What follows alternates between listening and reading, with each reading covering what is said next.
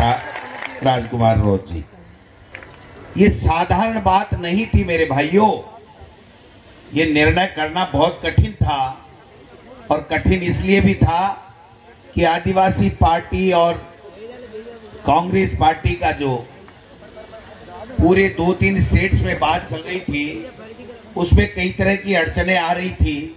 तो ऐसे में हमारे अखिल भारतीय कांग्रेस कमेटी ने निर्णय किया कि राजस्थान के बारे में निर्णय हमारे प्रभारी रंधावा साहब करेंगे। और आप सबने देखा कि रंधावा साहब ने वो निर्णय किया कि अच्छों की पिंडली दूजने लग गई और देश के प्रधानमंत्री को यहां आकर के एक ऐसे भाजपा के प्रत्याशी का समर्थन करना पड़ा जिसको जनता नकार चुकी है, उनका समर्थन करने के लिए आना पड़ा। यहां पर जिग्नेश मेवाणी जी भी, जो देश के बहुत ही होनहार नेता और जो जब बात रखते हैं तो मैं समझता हूं कि क्रांतिकारी विचारों के जनक हैं। जिग्नेश मेवाणी जी भी आए हैं, हमारे वरिष्ठ नेता ताराचंद भगोरा साहब भी हैं, हमारे नीनामा साहब भी हैं, हमारे उमेश जी डामोर साहब भी हैं, एमएलए साहब राम प्रसाद जी इंदौर भी हमारे साथ में एमएलए थे, बल्लभ जी पाटीदार हमारे जिलाध्यक्ष कांग्रेस के हैं, हमारे अखिल भारतीय कांग्रेस कमेटी के सदस्य भाई दिनेश जी खोटनिया साहब भी हैं, हमारे जिलाध्यक्ष रमेश जी पांड्या साहब भी हैं, शंकर जी यादव, अनुतोष जी जो हमारे बाप पार्टी के अध्यक्ष हैं, असरार अहमद जी, शंकर लाल जी आहारी जी और तमाम आदरणीय सम्मानित मंच और हम सबको, आप जो सामने बैठे हो मंच पे बैठाने वाले हो, आप सबको प्रणाम करता हूं, सैल्यूट करता हूं, नमस्कार करता हूं, जय जोहर करता हूं। भाइयों, हम यहां 10:30 बजे पहुंचने वाले थे, लेकिन आपको तो पता है कि अभी बीजेपी में क्या चल रहा है, देश में क्या चल रहा है।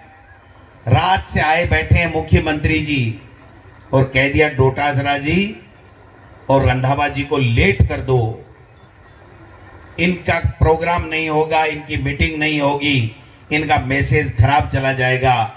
लेकिन उनको ये पता नहीं कि ये आदिवासी हैं, ये अंग्रेजों के सामने भी नहीं झुके, प्राणों को बलि देकर के, प्राण न्योछावर करके भी देश को आजाद कराया। ये इस बांसवाड़ा डूंगरपुर को भी बीजेपी से आजाद करा के छोड़ेंगे, आजाद करा के छोड़ेंगे, ये मैं कहना चाहता हूं। ज्यादा लंबी चौड़ी बात नहीं करूंगा।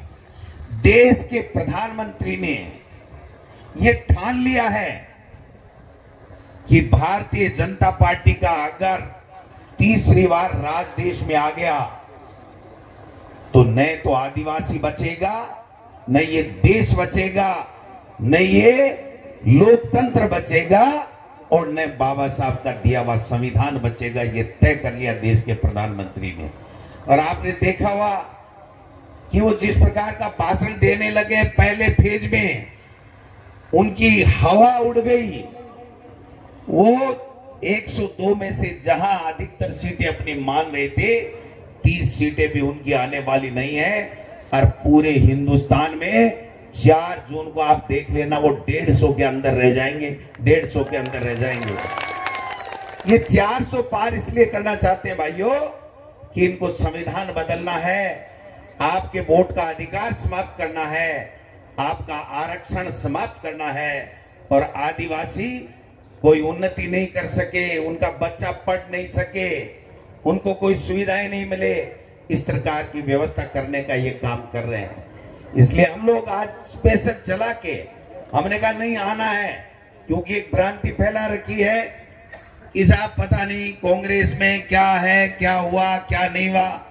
मैं आपको स्पष्ट कह देना चाहता हूं इस मंच के माध्यम से, कांग्रेस पार्टी ने तय कर लिया है कि यहां से भारतीय जनता पार्टी के उम्मीदवार जो हमारे साथ गद्दारी करके गया है, उस महेंद्रजीत मालवीय को सबक सिखाना है, उसको हराना है।